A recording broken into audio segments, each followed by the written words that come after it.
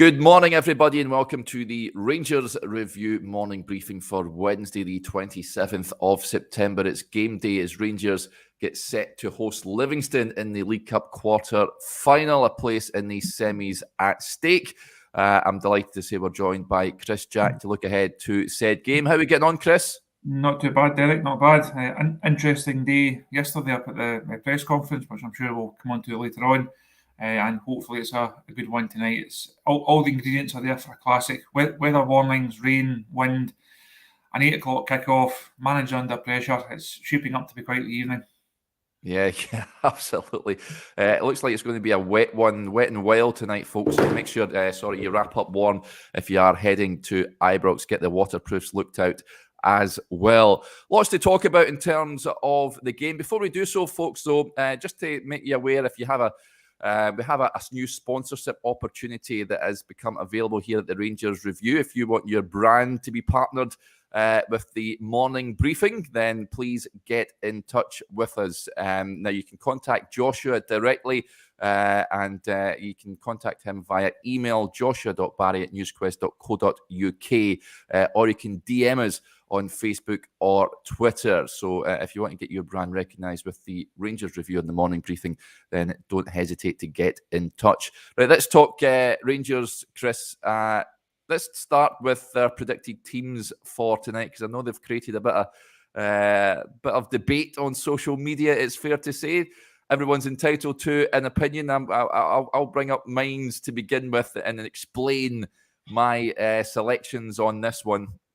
So this is the team I've predicted. Now, you can check out those predicted lineups on the website, folks. Now, the changes I've got in the side include the goalkeeper. I've got Robbie McCrory coming back in. I'll explain shortly. I've got Ridvan coming in at left back. Kamar Rhind leading the line. And unfortunately, with the injury to Rabbi Matondo, Scott Wright drafted in more so to do with a lack of bodies more than anything else. The McCrory one, I'll explain. I know that people are saying play your strongest team. Jack Butland has been the standout performer this season. I totally agree, and I understand. I've probably, given that Jack Butland played in the previous round, he will play this evening. I just think Rangers, you're not bringing in an inexperienced goalkeeper that's never played before. He's never let Rangers down. I think McCrory has been waiting patiently in the wings, and bringing him in, I don't think it alters the team too much, I've got to admit, but I understand people disagreeing with that. Ridvan, I think, just offers something different on that left-hand side. More dynamism than Bona, I think. Now, we just need to see something a little bit different tonight, I think, against Livingston, and I think Ridvan could potentially provide that. Roof, self-explanatory. Cyril Desser's not doing it for me. I wouldn't have him in the team. He may be making an appearance from the bench, Chris, but Kamar Roof all day long up front for me. Your team, I'm going to bring it up. You've got a slight alteration to mine. You've got McCrory in there as well. John Souttar as opposed to Ben Davies and Kamar up front. Explain your team. I think the selections for both of them, in terms of McCrory and Roof, are just as you said, Derek. I think Robbie probably deserves a game.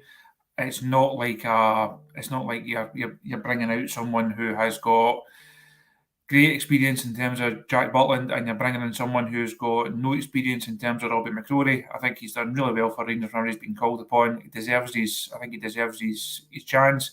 So I'd be happy to give him a game tonight, and I don't think that weakens the team at all. Roof, as you say, self-explanatory. Just give him the jersey. Let him play as many games as he is fit to play. That's something he touched on his press conference yesterday about playing that 3 games a week. He's building himself up to that. He just has to start. There's nobody else in that position. I think Souttar and Davies, it's a toss-up. I don't think there's much between them. Again, I think Davies just coming back. It depends how robust he's going to be, having not played a lot of football at the start of the season. Big game at the weekend as well. And given the threat that Livingston are going to cause, which you'd imagine isn't very much, I think it's much of a muchness in terms of who plays at centre half there. And Ridvan, I think, again, he's come in. St Johnstone not set the world alight at St Johnstone, but we need to see Need to see if he's any good or not. And again, Livingston at Ibrox is a fairly straightforward game, you'd imagine. If he can't come in and perform, if any of these players can't come in and perform tonight, I think we're really toiling, and they're really toiling. So I think it's still no matter what side the manager puts out. I know there's a lot of injuries, certainly middle to front, some big blows in there. It should be a strong enough team, whatever side Michael Beale picks tonight. It should be strong enough and good enough to go and get the job done. Yeah, lots of comments coming in with regards to that team selection. JT says need Jack in there, in his opinion. And just on Butland, many people disagree. And I'd like to know if there's anyone agreeing with me and Chris. Few and far between, I think. But John raises a point. Sorry, Derek, but no way we drop our keeper in a must-win game given our recent performances. No chance, he says. And Tam Brown says no Butland, no Hampden. Listen, it's interesting. It's all about opinions, as I say, but that's our two teams we've selected. I would imagine it'll be something a little bit different from that. I don't think I've got a predicted. I think I've got one right this season. There's always a surprise when Michael Beale names his team. Right, this you mentioned there Kamar Roof, Chris. He and Neil Banfield were up for the press yesterday. It's fair to say Neil Banfield's press conference has also created a bit of debate on social media. The fans not too happy with some of the responses that he gave to the questions that was posed to him. First of all, I've seen some people saying, where is Michael Beale? He should be fronting up and speaking to the assembled media. Now, I know there's certain clubs that they do. I know when Steven Gerrard was a manager, he put up Gary McAllister from time to time to speak to the press. I've got no issues with that whatsoever. I don't think it was his best performance behind a microphone for Neil Banfield, Chris. I think his coaching credentials are without question. However, it looked a little bit uncomfortable there yesterday speaking to the media, and the sort of response we've seen from the supporters suggest that as well. Some of the questions that were posed to him, I know that he was happy with Scott Wright's performance at the weekend. Says the team are going in the right direction. I understand I'm defending the side who are under a bit of pressure at the moment. But can you understand fans' concerns after watching that yesterday? As you say, I don't think it was the best press conference performance that we've seen in the season. I can understand why Neil was asked to do it, and the manager has done a lot. The manager has spoken a lot. It's not a surprise that he gets the day off. But I don't think it was. I don't think it was the answers that the fans were looking for. And I asked him towards the end, how do you get the unhappy fans back on side? And he said, we keep doing the things we're doing. Well, I would say the things that they're doing are what's got them in this position in the first place, unfortunately. I don't think it was the best. I don't think it was the best presser performance. Ultimately, games aren't won or lost in press conferences, and it's about what they do on the training ground, and certainly what they do on a match day. But I don't think it was I think a lot of the answers in terms of Scott Wright's performance at the weekend was over exaggerated, to put it lightly. And I think the continued focus on the 3 games a week, that's not going to wash with the fans. That most of the squad has been well accustomed to either at Rangers or at the previous clubs playing European football in midweek. If you're Aberdeen or your Hearts this season, you maybe get away with using that as an excuse. If you're Rangers, you just don't. Having to play Real Betis on a Thursday and then Motherwell at Ibrox on a Sunday, there's no excuse for the contrast in terms of performance that we saw. So I don't think they get away with that, no matter how quick the turnaround is. Now, Rangers have come back from games in deepest, darkest Russia and then still had to go and play a league game at the weekend. The expectation is that you win both of them. And as I said the other day there, if anyone there has been surprised by the expectations and the demands they've had long enough now to get used to it, if they're still not used to it, there's the door, because this is just the way it is, unfortunately. You either like it or you don't. If you don't, you're not used to Rangers. So I don't think the 3 games a week. I don't know if he was putting it forward as an excuse or more of a mitigating factor. But I think the continually bringing it up didn't really go down very well. So I think there's another couple of aspects of it that didn't go very well. And I thought Kamar Roof's observation to the Daily guys when he spoke about the team being boring to watch was interesting as well. Yeah. I don't think you'll get many fans. Don't think many fans that disagree with that assessment in terms of what they've seen so far this season. Yeah, a few comments just coming in with regards to that. Just on the press conferences, Bob says Banfield can do every presser as long as we win. Yeah, absolutely. The games aren't won or lost in the press conferences, as Chris says. And Tam Brown says, let the tea lady do the pressers if it means the performance improves. And let's hope we see an improvement in said performance tonight. Chris, you touched on Kamar Roof there. I thought his press conference was very interesting. We've not heard from him really a great deal, but I thought his answers on coming back from injury was interesting, talking about playing 3 games in a week and just getting his body up to condition basically to play 3 games in a week. He says, yeah, that's the plan. I didn't play many games in pre-season because it was still part of the build-up of my rehab. I haven't been able to play 3 games in a week for a long time, but every stage my body has to adapt and I have to get used to it. So I've played 90 minutes. I've played 2 or 3 days after the 90 minutes and nearly played another 90 minutes. The third game, he said, okay, let's calm down a bit. Let's not get carried away. Let's be sensible. Come off the bench if needed and then go again for the next game. So it's having to adapt, let the body get used to it. And then eventually, after an amount of time, I should be fine to deal with the 3 games. And he was also asked what would winning the League Cup mean to you. I need to win it. I want to win it. It would hurt a lot if I don't win it on a personal note because it's the only one I haven't won.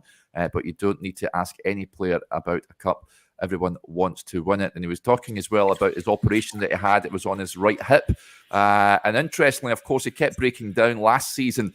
And he says it was about time it had to get operated on. He says it's a long-term benefit, but it got to the point where I kept breaking down because of my hip and it wasn't benefiting anybody. I could come back, score a goal, then be out again. For me, that's not enjoyable. And it's probably frustrating for the manager as well because he can't rely on me being fine for the next game, even if I've played good the previous game. So I had to just nip it in the bud and get it fixed.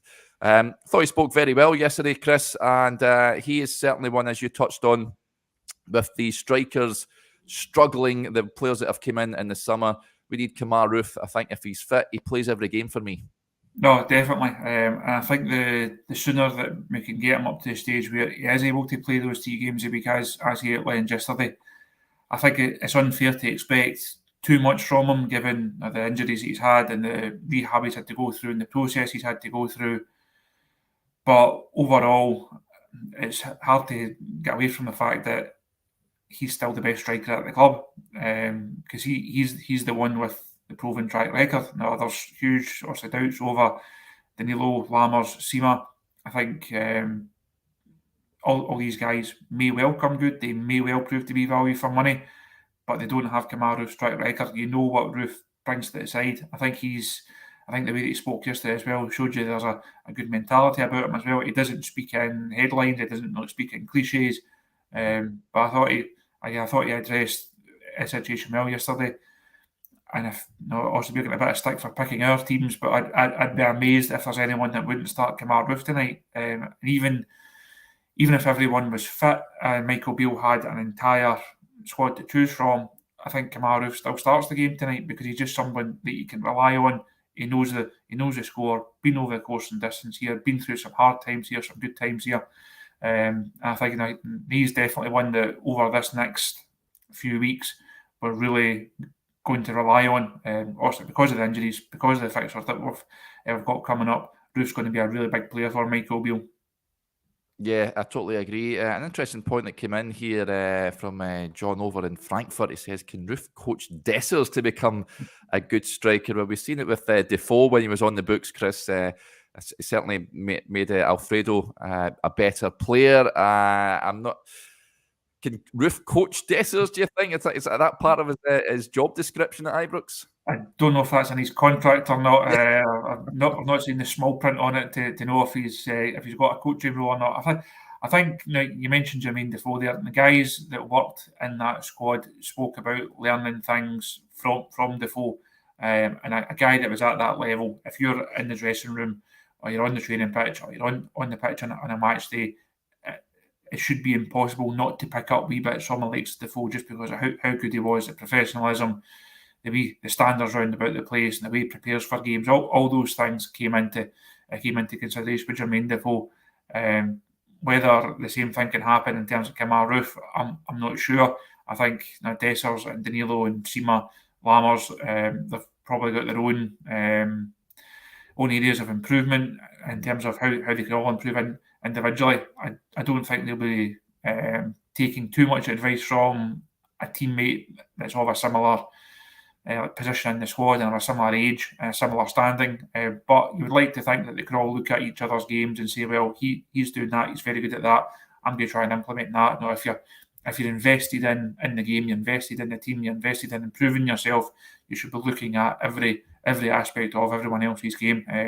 You do get some players that say, they watch a bit of Premier League and they pick out a player and they try to mirror what they do. And I would hope that all the strikers are sharing wee bits and wee insights with each other, because ultimately they're all competing for the same spots, but they're all competing for the same thing in terms of medals and trophies and winning matches. So I think the more they can help each other along, the better. But whether that extends to Kamar taking a shooting drill, I would have to pass. I'm not sure that's the case, unfortunately. Yeah. I wouldn't mind Jermaine Defoe at the club coaching the strikers. I've got to admit, I'm not too sure what he's up to doing. There's a lot of TV work.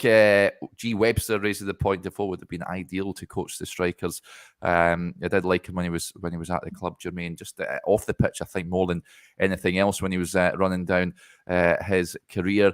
Let's get to a few more points that are coming in. This is an interesting one. JT raising the point here, Chris. We must talk about our set pieces. Corners have provided absolutely nothing this season.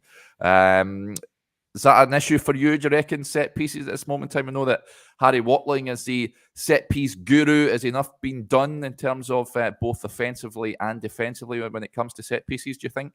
I think overall, when you look at the squad and how the teams performed and the performances we've had, I think there's a range of issues, and I think set pieces do come into that. I know also during Steven Gerrard's era, it was something with Tom Culshaw there, the team did get better at. It took a lot of pride in how they defended set pieces and how they attacked them. I think that's something that there's definitely an area of improvement in, but it's just one area of improvement of so many. Again, Neil Banfield spoke yesterday about how some of the attacking play against Motherwell was good and it was what they're looking for and how they're on the right track. Again, I think a lot of the fans would beg to differ. I don't think there was much there from it being Motherwell at Ibrox. I think you're expecting Rangers to create more and to be more clinical, to score more goals. So I think in terms of build-up play from crosses, from corners, overall just how the team sets up and looks, I think there's definitely areas of improvement. And I know that the fans that head along tonight, yes, the result is the most important thing, have to get through to the next round, have to go in and win this cup. But I think there's a lot riding on the performance tonight. If it's another 1-0, you scrape through, that can be painted in a certain way. You can say, well, that's 4 wins, that's 4 clean sheets, that's great. But the fans are looking for a bit more right now. The reaction on Sunday told you that they're looking for performances. Again, with all respect to Livy, coming to Ibrox, I'm not expected to win the game. Rangers should be winning this game 9 times out of 10. And I think the result, obviously the most important thing, but there's a lot riding on the performance in all these areas in terms of how the back four shapes up. Need to see more from Cifuentes, the middle of the pitch. Need to see more from Lammers.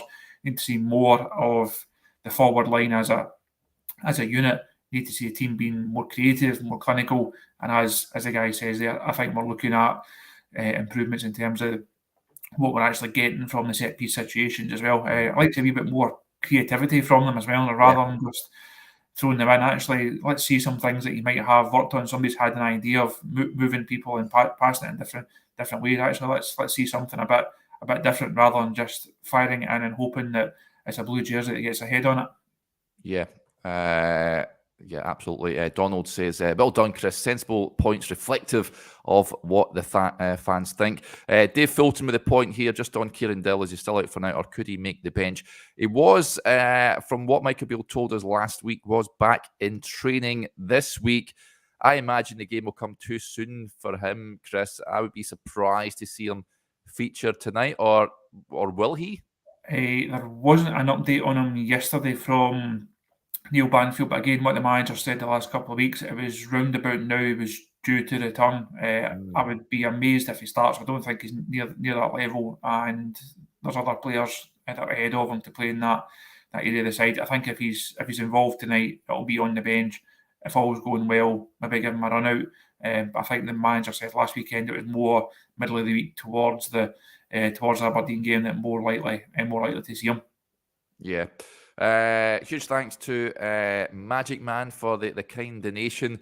I'm not too sure about his point right enough, but he says, can we talk about Tav not being able to run? I think he's lost a yard of pace, Chris. We touched on this in videos before. He's not getting any younger. He's got a lot of miles on the clock bobbing up and down that right-hand flank.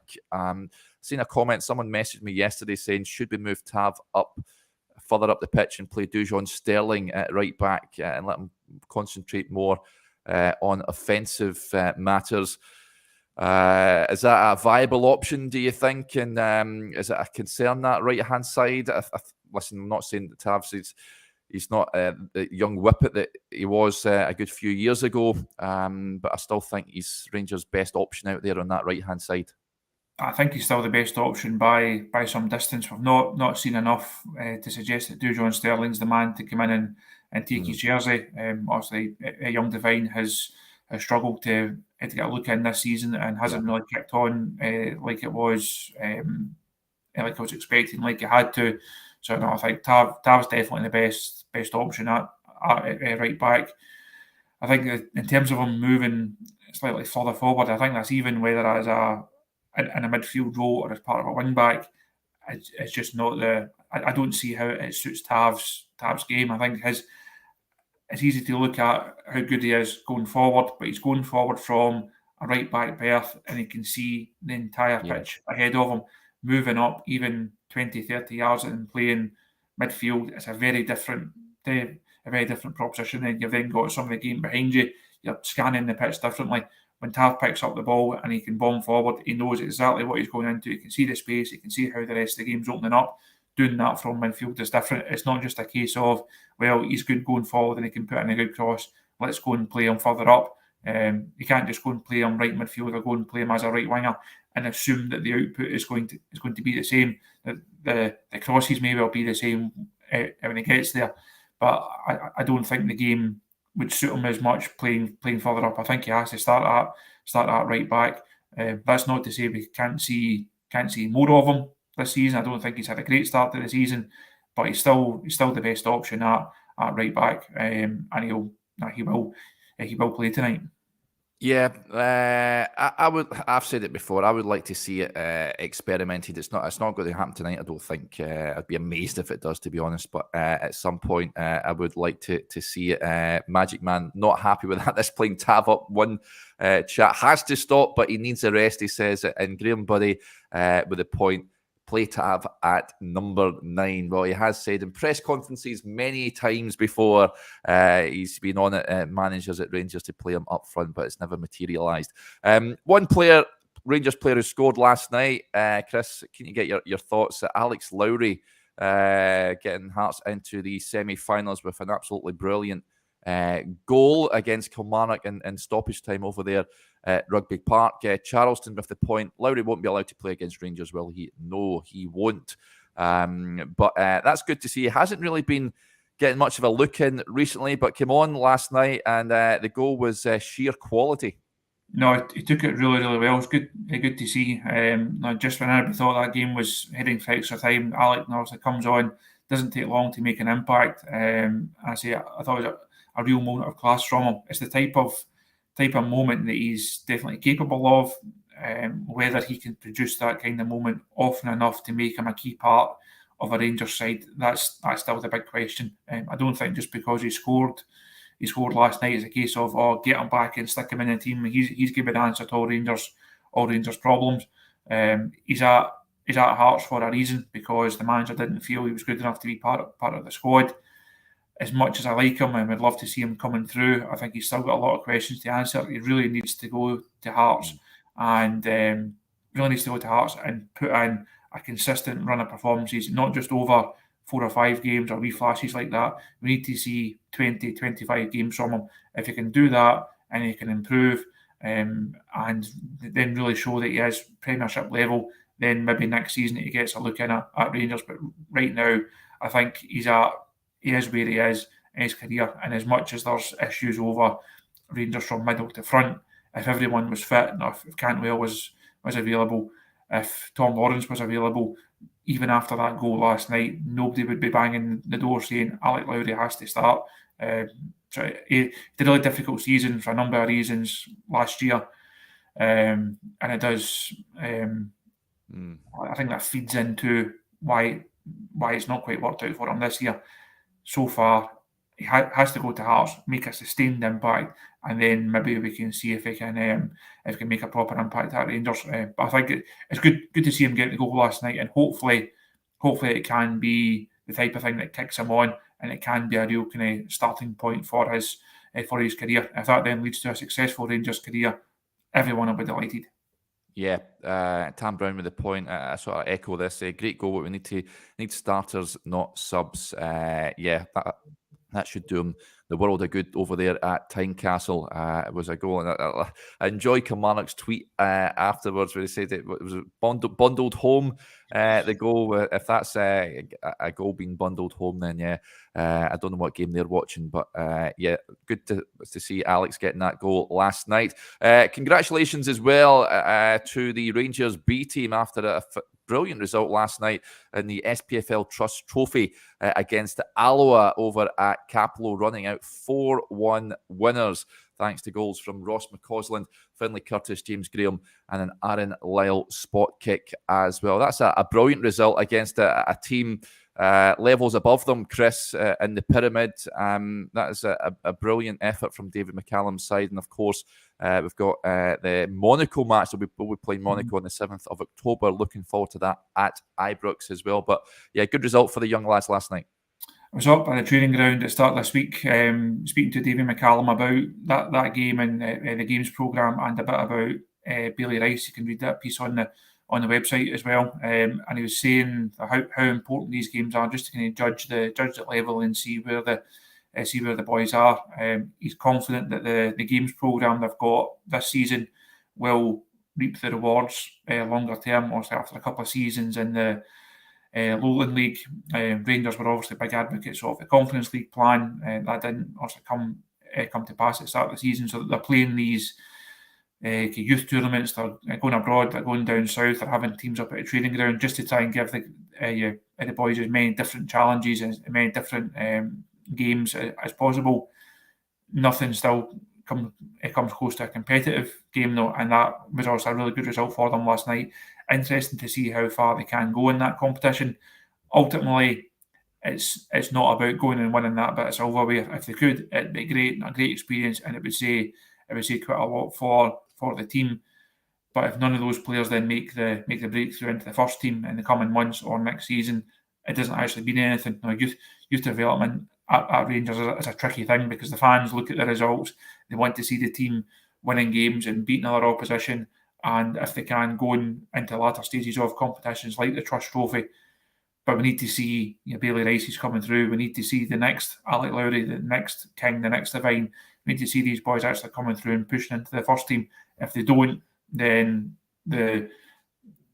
any success that they've had or anything that's gone into that is ultimately not been worth it, because Rangers need to mould their own players of the future, and we need to see more of these boys coming through. On the face of it, a really encouraging result for them. Hopefully there's more to come, and I think that Monaco game will be a really good test for them as well. So hopefully they can get a decent crowd at Ibrox, and people can go and see the performance and hopefully see a win, but go there and hopefully try and pick out a couple of the boys that they think do actually have a chance of making it through into the first team squad. Yeah, Rangers playing on the Sunday that weekend, so it's a great opportunity to go along and support the young boys. Right, before we go then, Chris, score prediction for tonight. James Quinn is very optimistic. He says 5-0 the Bears he's going for. I can't quite see that myself. I'm just happy with, I'm saying just happy with progression. I want to see entertainment tonight. Kamar Rhind said in his press conference yesterday about the fans booing and saying playing boring football and how he wants to be entertained when he goes and watches games. I just hope the fans are entertained tonight, Chris. Are they going to be, and are Rangers progressing? I think Rangers will progress. I think Rangers will win. Will Rangers entertain? No, that's the $1 million question, Derek. I think Rangers, as Barry says there, I would go 2-0 Rangers. I don't think it'll be the best performance or the best night of the season. But I think Rangers should get through this one. So I'm not on the video tomorrow morning. Hopefully, so if I'm wrong, people can come on and shout at Josh instead. I think I'm back on Monday, on a Friday. Sorry, you can. So if it's wrong and I'm a mile out, you can come back on and shout at me then. But no, I think fingers crossed. It's a fairly straightforward night for Rangers because we could be doing with one, certainly doing with a result, certainly doing with a performance. So hopefully everybody goes, enjoys it, and we'll see what 90 minutes bring. Yeah, as Mark says, big performance needed tonight. Totally agree. It's imperative Rangers progress to the last 4. Just a heads up of what is happening later on tonight. As always, we'll have all the reaction from Ibrox folks. Chris and Joshua will be at the game, so we'll have a pre-match team news reaction video when the teams drop, and we'll also have the post-match reaction video as well afterwards. Hopefully, we're reporting on not only progression, but a very enjoyable evening at Ibrox. And just a reminder, make sure you wrap up and get the waterproofs on if you're heading over there this evening. Big thanks to Chris, as ever, and to everyone in the chat. It's always much appreciated, and we'll speak to you a little later on. Bye for now.